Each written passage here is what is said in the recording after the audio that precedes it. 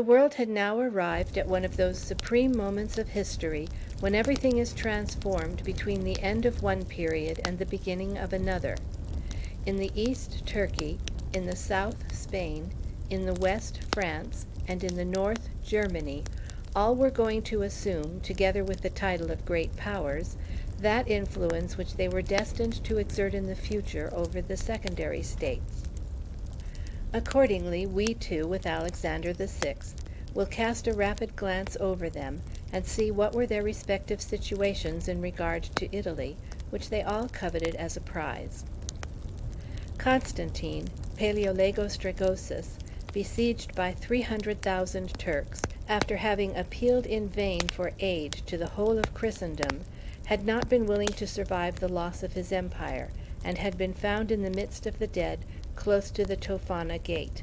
And on the 30th of May, 1453, Mohammed II had made his entry into Constantinople, where, after a reign which had earned for him the surname of Fatil, or the Conqueror, he had died, leaving 2 sons, the elder of whom had ascended the throne under the name of Bajazet II.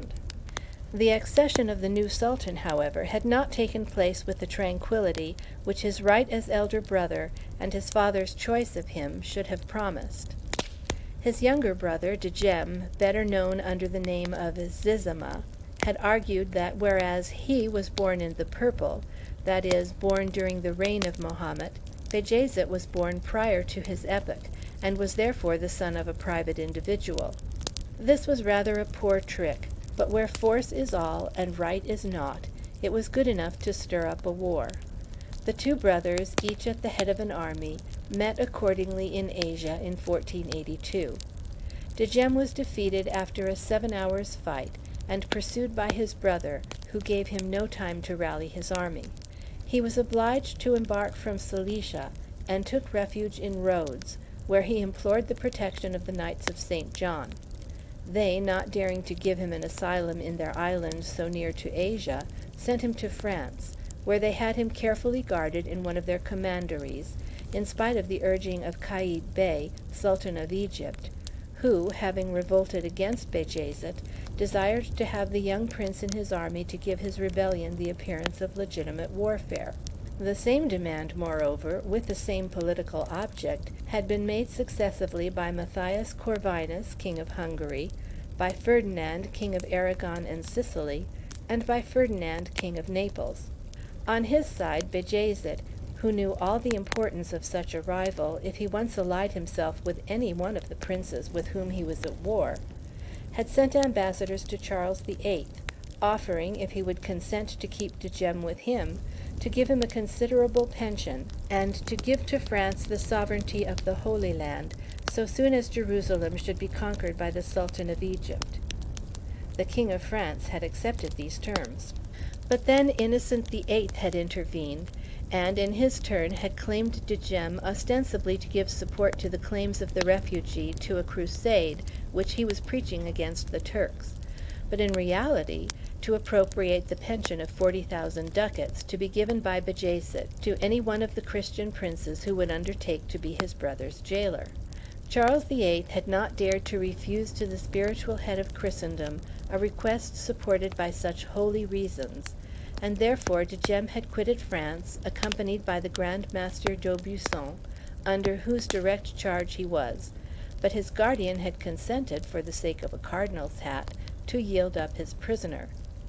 Thus, on the 13th of March, 1489, the unhappy young man, cynosure of so many interested eyes, made his solemn entry into Rome, mounted on a superb horse, clothed in a magnificent oriental costume, between the Prior of Auvergne, nephew of the Grand Master d'Aubusson, and Francesco Cibo, the son of the Pope. After this he had remained there, and Bajazet, faithful to promises which it was so much his interest to fulfill, had punctually paid to the sovereign pontiff a pension of 40,000 ducats. So much for Turkey.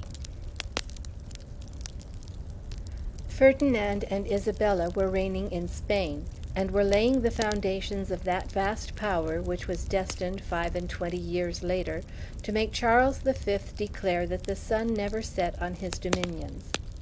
In fact, these two sovereigns, on whom history has bestowed the name of Catholic, had reconquered in succession nearly all Spain, and driven the Moors out of Granada, their last entrenchment, while two men of genius, Bartolome Diaz and Christopher Columbus, had succeeded, much to the profit of Spain, the one in recovering a lost world, the other in conquering a world yet unknown. They had accordingly, thanks to their victories in the ancient world and their discoveries in the new, acquired an influence at the court of Rome which had never been enjoyed by any of their predecessors. So much for Spain. In France, Charles VIII had succeeded his father, Louis XI, on the 30th of August, 1483. Louis, by dint of executions, had tranquilized his kingdom and smoothed the way for a child who ascended the throne under the regency of a woman. And the regency had been a glorious one, and had put down the pretensions of princes of the blood, put an end to civil wars, and united to the crown all that yet remained of the great independent fiefs. The result was that at the epoch where we now are, here was Charles VIII, about 22 years of age, a prince, if we are to believe La Trémouille, little of body but great of heart, a child, if we are to believe Comines, only now making his first flight from the nest, destitute of both sense and money, feeble in person, full of self-will, and consorting rather with fools than with the wise. Lastly, if we are to believe Guicciardini, who as an Italian might well have brought a somewhat partial judgment to bear upon the subject, a young man of little wit concerning the actions of men, but carried away by an ardent desire for rule and the acquisition of glory, a desire based far more on his shallow character and impetuosity than on any consciousness of genius. He was an enemy to all fatigue and all business, and when he tried to give his attention to it, he showed himself always totally wanting in prudence and judgment. If anything in him appeared at first sight to be worthy of praise, on a closer inspection it was found to be something nearer akin to vice than to virtue. He was liberal, it is true, but without thought, with no measure and no discrimination. He was sometimes inflexible in will, but this was through obstinacy rather than a constant mind, and what his flatterers called goodness deserved far more the name of insensibility to injuries or poverty of spirit.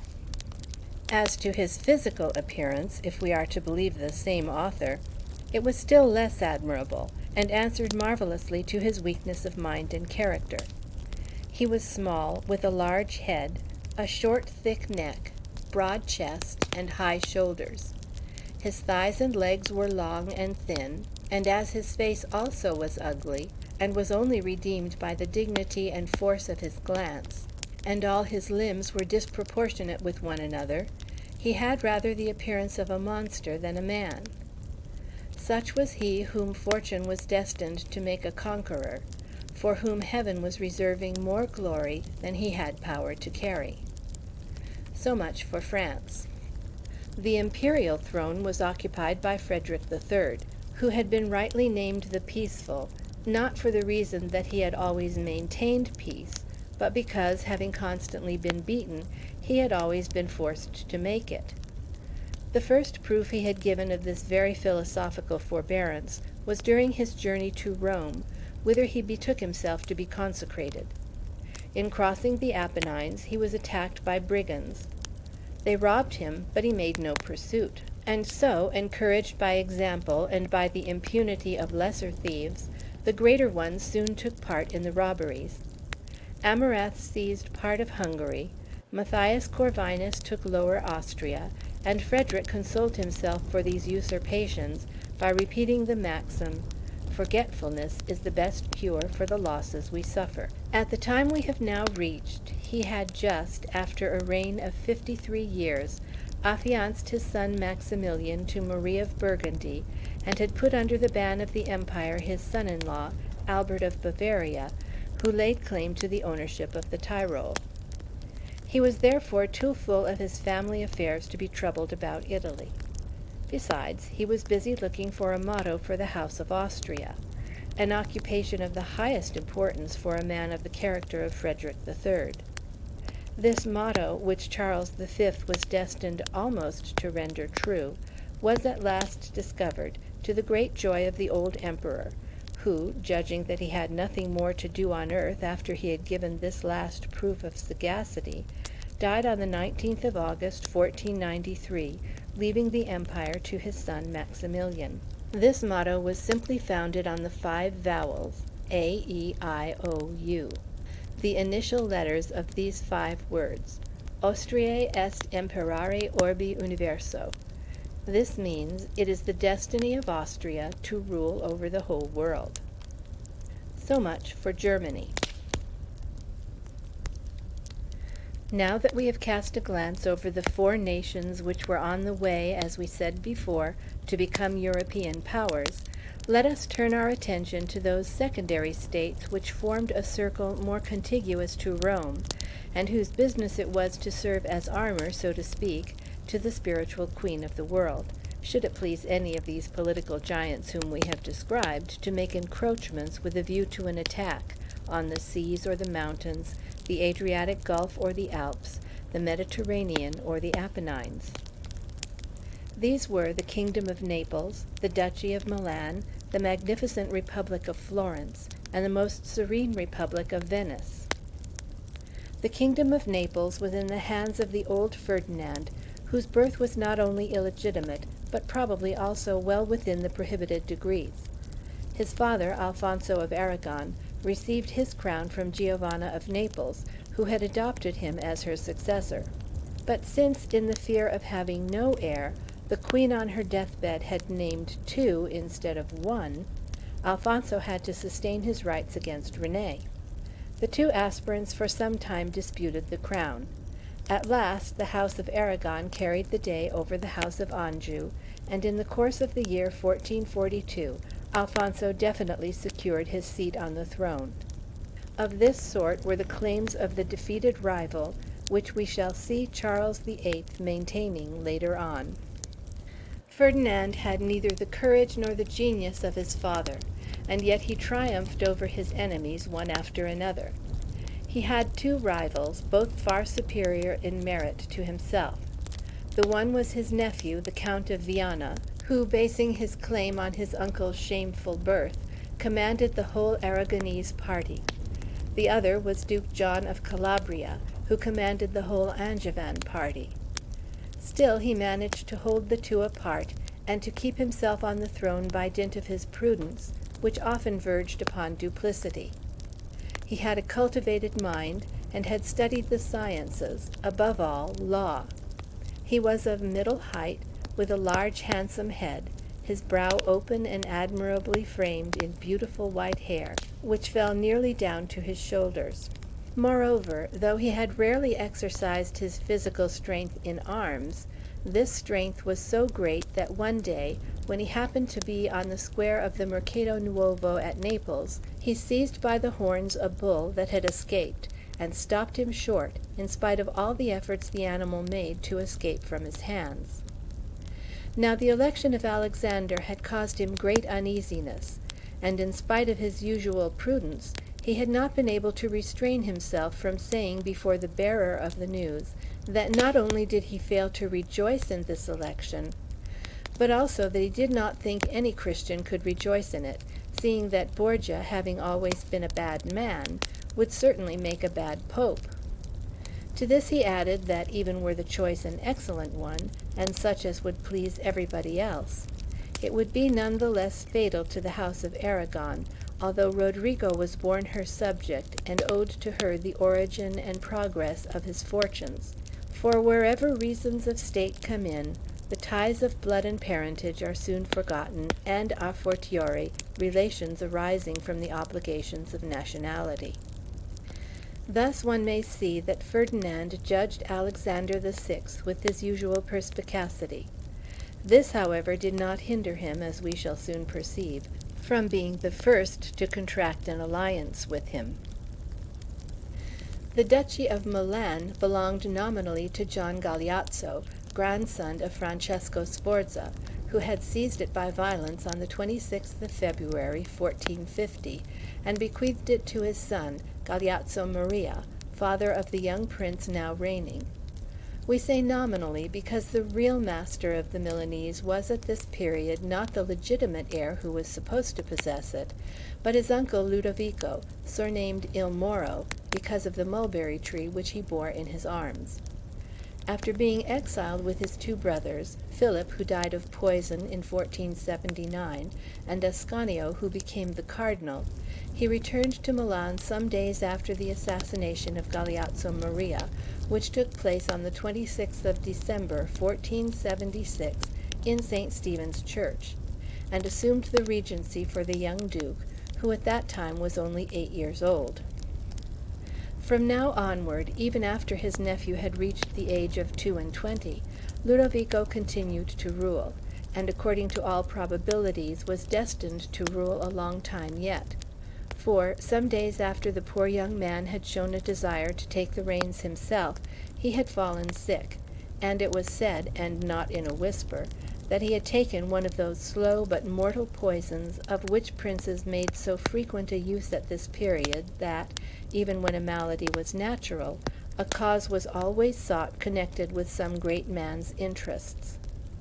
However it may have been, Ludovico had relegated his nephew, now too weak to busy himself henceforward with the affairs of his duchy, to the castle of Pavia, where he lay and languished under the eyes of his wife Isabella, daughter of King Ferdinand of Naples.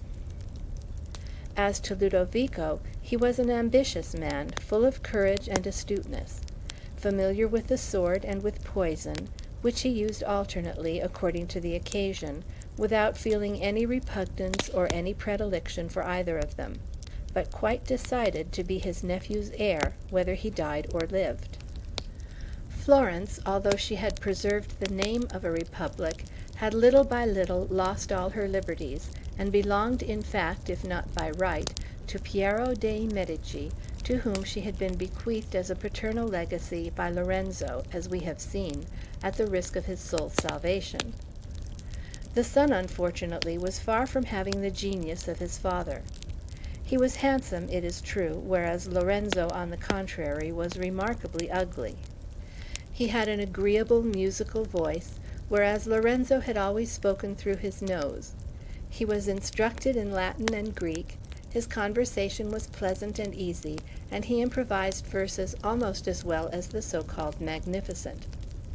But he was both ignorant of political affairs and haughtily insolent in his behavior to those who had made them their study. Added to this, he was an ardent lover of pleasure, passionately addicted to women, incessantly occupied with bodily exercises that should make him shine in their eyes, above all with tennis, a game at which he very highly excelled. He promised himself that, when the period of mourning was past, he would occupy the attention not only of Florence but of the whole of Italy by the splendor of his courts and the renown of his fetes. Piero dei Medici had at any rate formed this plan, but heaven decreed otherwise. As to the most serene Republic of Venice, whose doge was Agostino Barbarigo, she had attained, at the time we have reached, to her highest degree of power and splendor. From Cadiz to the Palace Meotis, there was no port that was not open to her 1,000 ships. She possessed in Italy, beyond the coastline of the canals and the ancient duchy of Venice, the provinces of Bergamo, Brescia, Crema, Verona, Vicenza, and Padua. She owned the marches of Treviso, which comprehend the districts of Feltre, Belluno, Cadore, Policella of Rovigo, and the Principality of Ravenna. She also owned the Friuli except Aquileia, Istria except Trieste. She owned on the east side of the Gulf Zara, Spalatra, and the shore of Albania. In the Ionian Sea, the islands of Zante and Corfu. In Greece, Lepanto and Patras. In the Morea, Moroni, Corone, Neapolis, and Argos. Lastly, in the archipelago, besides several little towns and stations on the coast, she owned Candia and the kingdom of Cyprus. Thus, from the mouth of the Po to the eastern extremity of the Mediterranean, the most serene republic was mistress of the whole coastline, and Italy and Greece seemed to be mere suburbs of Venice.